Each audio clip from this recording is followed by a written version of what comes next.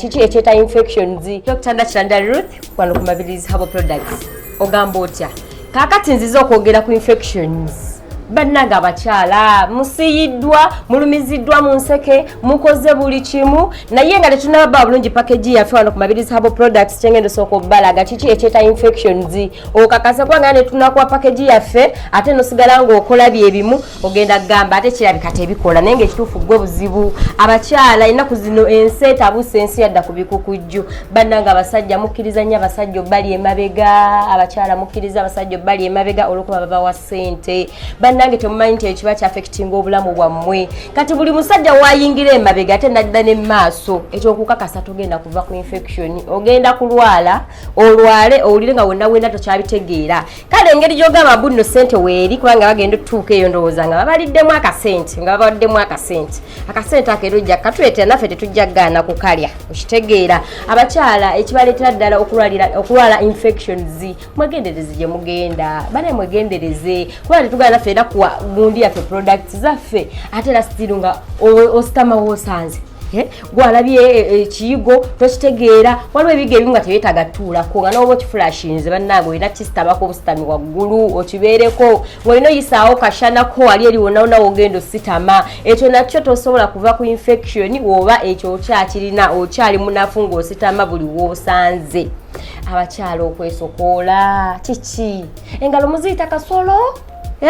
kati kiki kikusiyo mukama katonda nze mpulira ntya n'okutamba n'abayinjala zinene engeri gye zinyingira nedda eyo watondebwa ng'alina okuyingirayo mutaka ali ogu musuwa ku musuwa nga yalina okuyingirayo naye buli w'obeera ng'oyagala okwesokoola muganda wange nkukakasa togenda kuva ku infection gwagenda obba sister wa infection nga mwene infection muli muti nga temugenda wa nga mweyawudde abula nga mutambula mwenna bannanga abakyala mugezeko okwejjanjaba abaami batunyumirwa nnyo ekituufu nga wayingira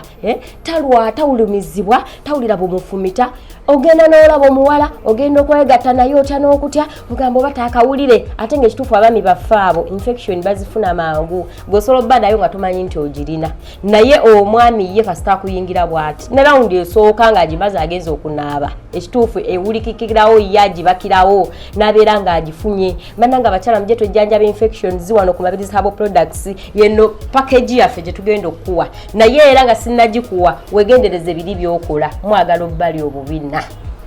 obbali obubina muyitiriza n'ekirala temumanyi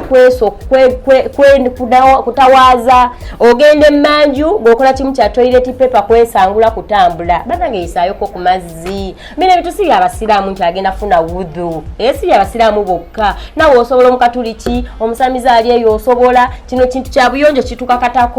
kitukakatako genda emmanju kola emikolo gyo wesangula ne toilet paper yo bulungi era yisayo amazzi bannange nkabye nyimbye bannange infection naye nanga tetujja gaanazira tujja zira no ku Mabirizi Herbal Products muzituleetere ffe tubajjanjabe kubanga ffe ababiri n'ebikola tukujjanjabira ddala okuva munda enseke ne tuzinaaza zonna ne tubanga tuzigogola obucafu bwonna obuzirimu infections kwegamba n'obeera nga tokyawulira wadde n'obusiyirizi munda wansi nga tokyawulira bulumi mu nseke mu ndira nga byonna tokyabiwulira wadde jangu okime package wano feffeka abalina ebituufu namba y'essimu 0747720353 jangu mu inbox yange bannange abankubira essaawa eno mulindeeko nkyali ku live bannange mbategeeze namba y'essimu 0747720353 kamberekereze ebirungi bigwa byokya mulekerawo okulwala abasajja bangambye mbagambe mubalwaza mweraba